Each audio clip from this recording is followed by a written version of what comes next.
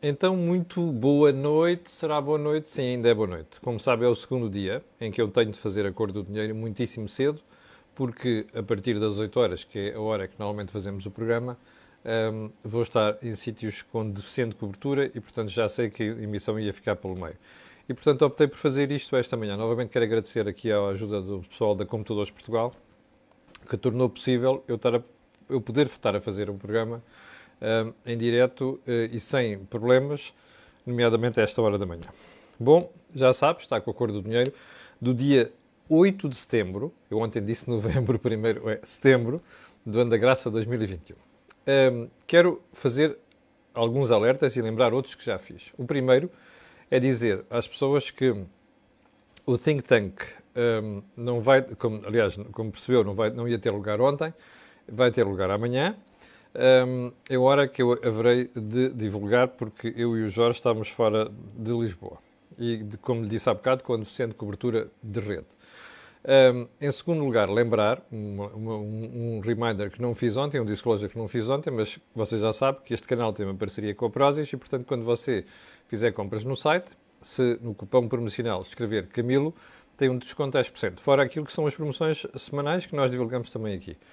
Bom, agora sim, vamos ao programa de hoje. E vamos começar, como naturalmente começamos sempre, com o período antes da ordem do dia. E no período antes da ordem do dia, que gostava de pegar numa manchete que vi hoje de manhã já, e que é esta aqui do jornal I. Eu sei que está ao contrário, não é o Bolsonaro é a segunda manchete. E, aliás, em relação ao Bolsonaro e o Brasil, todos temos de estar preocupados, porque ver um país importante como aquele, com aquele peso, com uma agitação política naquele Estado, enfim, até para nós portugueses diz muito. Mas é a manchete das escolas, porque diz aqui assim: as escolas perderam mais de 400 mil alunos em 10 anos. Ora, eu não sei se você se lembra, mas isto tem sido um dos temas recorrentes aqui na Cor do Dinheiro. E tem sido um tema recorrente porquê? Olha, porque há alguma coisa mal quando você olha para montante e depois para jusante e diz assim: espera aí, se estamos a assistir a um decréscimo de natalidade e esse decréscimo de natalidade está a ter impacto no número de alunos que vão parar às escolas secundárias e depois mais tarde à universidade, porque é que nós temos um sindicato de professores ou vários sindicatos de professores constantemente a reclamar mais professores e mais auxiliares nas escolas? Bom, durante a pandemia as escolas tiveram falta de pessoal. Sim, mas o problema é que a pandemia foi uma questão conjuntural. O problema do ensino em Portugal é que é uma questão estrutural. Ou seja, não tem nada a ver com este ciclo ou com aquele ciclo, com uma pandemia ou com falta de pandemia. O problema em Portugal vem de há décadas. Repare, 400 mil alunos em 10 anos. Bem, o I explica, face à diminuição de estudantes, mais 3.550 escolas encerraram e estabelecimentos desativados dão vida às aldeias. Bom, isto é outra história. Agora, repare uma coisa. Isto já provocou o encerramento de escolas. Como é que, apesar disto tudo, nós continuamos a dizer que precisamos de mais professores?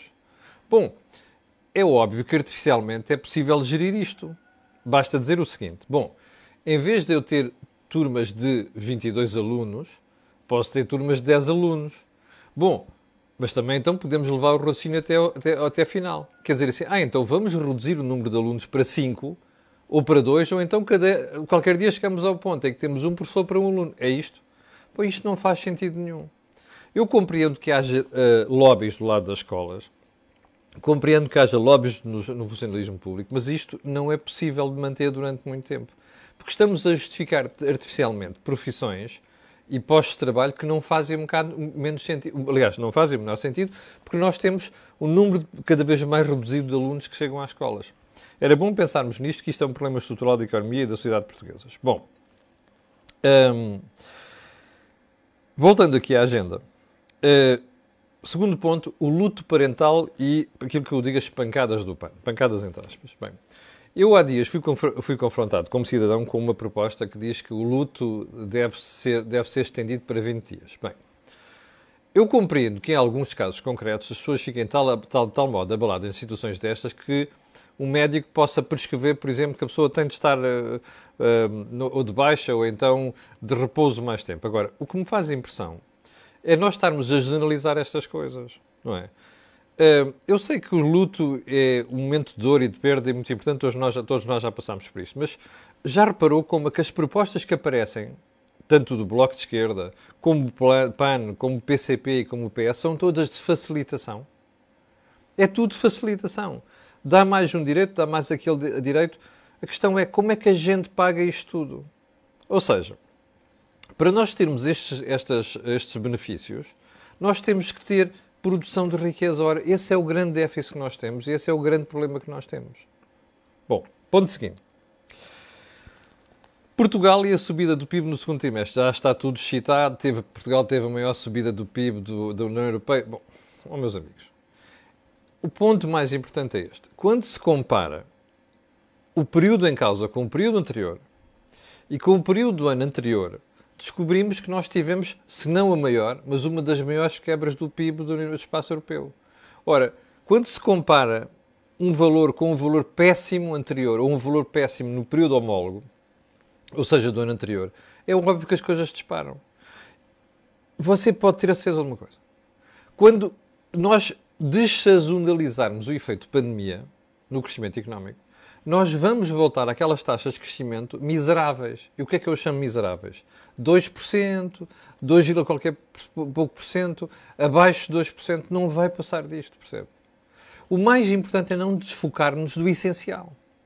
E o essencial é que quando nós comparamos isto, ou seja, estas taxas estruturais, quando tiramos o efeito de pandemias e coisas do género, com outros países, nomeadamente com aqueles que concorrem diretamente connosco, o que descobrimos é uma coisa preocupante. E eles estão a crescer a mais de 2, 3, 4%, alguns crescem até mais. Ora, isto quer dizer que nós estamos a fazer alguma coisa mal. Não vale a pena a comunicação social cair nestas coisas do governo de que não, é um crescimento pujante, é um crescimento espetacular, não sei quantos. Claro, é por causa do que aconteceu com os valores comparáveis.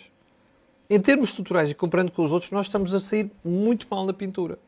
Bom, o terrorista que tirou selfies com Marcelo, e é o que tu diga com o Primeiro-Ministro. Bom, isto diz muito. Bem, as autoridades estavam a investigar e não sei o que. Agora repare, imagine que tinha acontecido um azar. Imagine que tinha acontecido um problema. O Presidente anuncia visitas a não sei o quê, há pessoas que vão lá e tiram selfies. Imagine que em vez de uma selfie, tinha tirado uma bomba. Já pensou nisto? Eu sei que nós somos um país assim de afetos, seguro e não sei das quantas, mas se calhar era bom pensarmos que algumas figuras do Estado precisam de mais recato. Sim, isto é uma preocupação, é um pensamento que tem a ver com aquilo que normalmente acontece com o Sr. Presidente da República e com o seu comportamento. Porque isto é um risco. E podemos daqui tirar até outras ilações. Bem, ponto seguinte. Eu não sei se reparou na reação do Partido Comunista Português à proposta de alteração dos escalões do IRS. Primeiro, o PCP não ficou nada surpreendido. Adivinho porquê. Segundo, a reação foi muito... pronto, agora é preciso chegar para a frente. Não chega, não sei quantos. Bom, está a ver o ponto fundamental aqui. O Sr. Primeiro-Ministro já tinha conversado sobre isto previamente com o Partido Comunista Português e com o Jerónimo de Sousa. E, portanto, vão-se todos sentar. E este é que é o ponto fundamental. Vão-se todos sentar e aparecer com aquela treta de que fizemos uma grande alteração, não sei quantos do IRS. Isto vai ser uma alteração pífia. E você vai perceber isso. Porque, no final de contas, cá em baixo, depois de somar e diminuir tudo, o Governo precisa de receita para financiar a despesa que faz.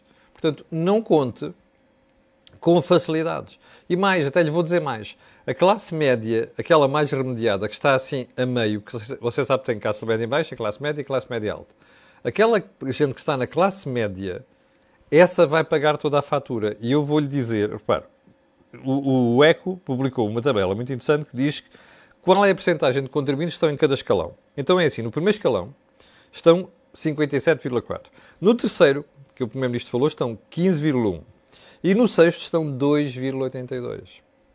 Se você vai ver que se decompuser o sexto escalão, você vai ter aqui um escalão onde as pessoas vão levar uma bordoada monumental, percebe? Sem serem ricas. Pode apostar aqui. Mas a gente vai ver quando chegar as fantásticas e famosas alterações. Bem, então vamos lá ao assunto principal de hoje, que é o assunto que me dá um gozo monumental. Eu vou recordar aqui. Há várias semanas, aqui na Cor do Dinheiro, nós começámos a chamar a atenção para o problema. E qual é o problema? A luz vai inevitavelmente subir. E porquê? Porque as operadoras, nos mercados grossistas, ou seja, aquele mercado que não é dos consumidores, andavam a experimentar subidas brutais da luz no mercado MIBEL, o tal mercado grossista. E, portanto, a pergunta que você tem que fazer sempre é assim: espera aí, mas se a montante está a subir, a jusante também tem que subir. Por duas razões.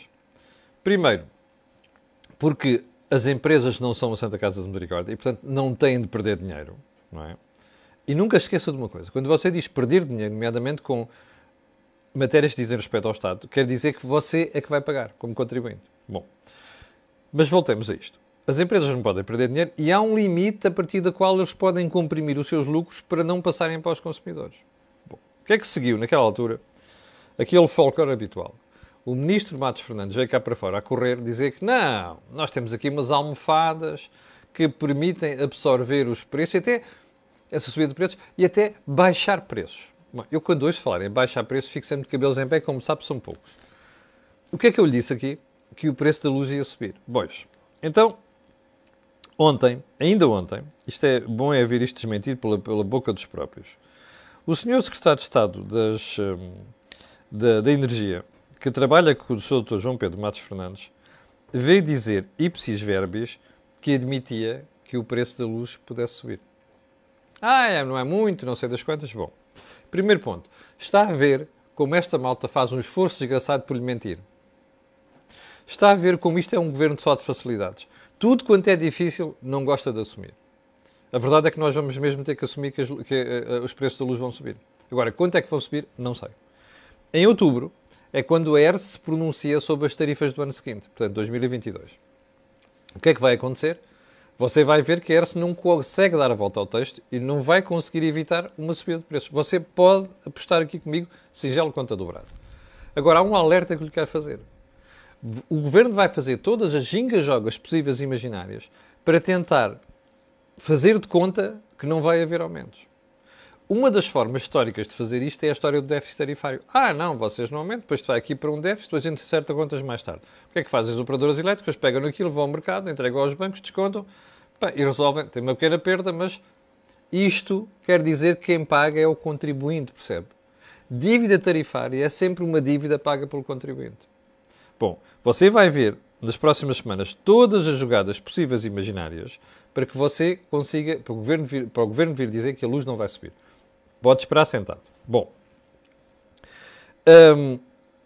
voltando à história da luz, que eu tinha prometido ontem, o Bloco já está a cavalgar a onda, como faz sempre nestas questões. Já aproveitou para vir dizer, nós temos que conseguir que o preço baixe e o Governo tem que intervir. É sempre a história do Governo tem que intervir. E devíamos fazer o que o Governo de Espanha está a fazer. Bom, o Governo de Espanha está a fazer uma botada monumental. É uma borrada típica de um socialista que mais é idiota, percebe? O Sánchez é idiota. E o que estão ali a fazer é uma jogadinha para limitar a subida dos preços de energia nas empresas e também nas particulares. Como, por exemplo, limitar o valor dos contratos, das barragens, das renováveis e não sei das quantas, que é aquilo que o Bloco de Esquerda começa a pedir para Portugal. Aquilo está muito bem pensado, porque, aliás, a proposta inicial em Espanha é do Podemos Unidas, Unidas Podemos, como você sabe, são siameses com o Bloco de Esquerda. Bom, a coisa vai correr mal. E o que o Bloco está aqui a tentar fazer é trazer para Portugal um erro, percebe? Que depois o contribuinte vai pagar, mas para o Bloco interessa pouco.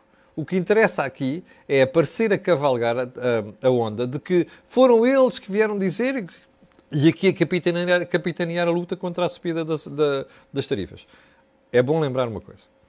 Se for mexer naqueles contratos das barragens, mais das eólicas e das renováveis, o Estado português corre o risco de ter um problema complicado, que é acabar nos tribunais internacionais e ser condenado. E depois acabar por pagar mais dinheiro do que aquilo que vai poupar nesta altura. Mas para o Bloco interessa pouco, para o PCP interessa pouco, de uma parte do PS também. E se calhar para o Governo também. Até por outra razão. Sabe porquê? Depois quem paga a fatura não são estes. Quem paga a fatura é o contribuinte, mas muito mais tarde. E há de haver um Governo que vai ter que assumir estas brincadeiras. Portanto, é assim. Um conselho que lhe vou dar. É para não acredite nestas alminhas. Percebe? Isto é uma estupidez, e estupidez vai continuar, e você vai ver que esta onda vai continuar a ser cavalgada nos próximos tempos por governo, por oposição e por recos parte. A verdade é apenas uma. O preço ao consumidor vai subir. Ponha isto na cabeça. É só uma questão de saber quando. Não é que eu gosto do assunto, mas como analista tenho que contar aqui a verdade. Bom, ainda no Bloco, já agora por falar desta matéria de outros, o Bloco anda para aí a dizer que não passamos cheques em branco ao Governo e não sei das quantas. A questão não é essa. O Bloco não vai votar o Orçamento de Estado. O Bloco vai fazer com o ano passado. O Bloco já percebeu que está a perder votos se apoiar o Governo, ao contrário do PCP. E o Bloco quer se pirar disto. E o que é que faz? Faz-te conta que dorme com o Governo, mas depois quando chega o momento-chave não dorme. Percebe? E o que é que acontece? Entretanto já vai obtendo umas benesses. E depois vem, quando chegar à altura certa, sai do barco e diz assim, não, nós é que lutámos contra isto e não sei das quantas. A jogada é apenas esta. Bom, para terminar, quero pegar na questão da ADSE. Ontem, o Conselho Consultivo da ADSE lembrou-se de vir dizer uma coisa peregrina.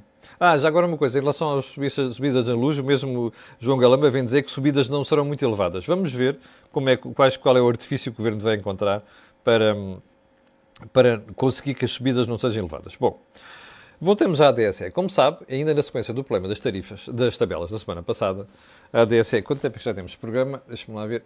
Temos de terminar isto aqui um bocadinho. Bom, veio dizer, os privados já vieram dizer, ainda ontem lhe contei aqui, a Luz Saúde e a CUP só vão fazer partes ao abrigo da ADSE até ao final deste ano.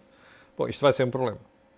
Como você sabe, a ADSE já disse que vai, inclusive, tentar alterar as tabelas. Eu espero que dê corda aos sapatos, antes que isto venha a custar, e seriamente, na pele das pessoas que são beneficiários da ADSE. Bom, ontem o Conselho Consultivo veio dizer que é inaceitável e pouco ético os privados excluírem alguns atos médicos em curso. Mas espera aí, quais atos médicos em curso? Estamos a falar daquilo que já se anunciou que não se vai fazer? É que o que ainda está coberto, muito bem. Mas agora há uma coisa que era bom que a ADSE percebesse, e sobretudo estes rapazes que não fazem outra coisa senão eleitoralismo. Isto é uma declaração eleitoralista. E para pôr os beneficiários da ADSE contra estes grupos privados. Que é assim. Eu não quero saber se é em curso. Em curso é isto. Você meteu a tabela cá fora. É para aplicar a partir do dia tal, não é? A partir do dia tal, o Estado paga menos. Ou seja, a ADSE paga menos. E esta malta quer que os grupos continuem a fazer os mesmos atos médicos, mas já a um preço diferente, é isso? Bom, isto não faz o mais pequeno sentido. Isto é uma estupidez. Isto só se compreende por eleitoralismo e para pôr as pessoas, primeiro para branquear a cara do Governo. Porque o Governo vai ser mal com isto. Bom, em segundo lugar, para pôr os beneficiários contra os grupos privados. Isto é uma safadeza, é uma vergonha. E eu vou dar um conselho à malta da ADSE. Como sabe, aquilo que são os descontos hoje em dia, que são elevados, porque sai do salário, são descontos que são facultativos. Eu vou dar um conselho às pessoas. Querem um conselho? Negociem um bom seguro de saúde, que hoje em dia já está ela por ela, com aquilo que se desconta para a ADSE, e mande esta malta passear. Porque isto, além de ser uma vergonha, é uma recorrente. E eu vou-lhe dizer porquê. O Estado está com um problema de despesa, e está com um problema de receita, e andou a brincar nos últimos anos aos orçamentos, não é? A de gastar onde não devia gastar, a baixar de 40 horas para 35 horas, e agora tem isto. Portanto, isto é um problema estrutural, vai continuar. Quero um conselho? Arranje um seguro privado e mande passear esta gente. Bom, chegamos ao final do programa de hoje. Quero pedir desculpa por estar a fazer esta hora da manhã. Amanhã já volta à hora normal.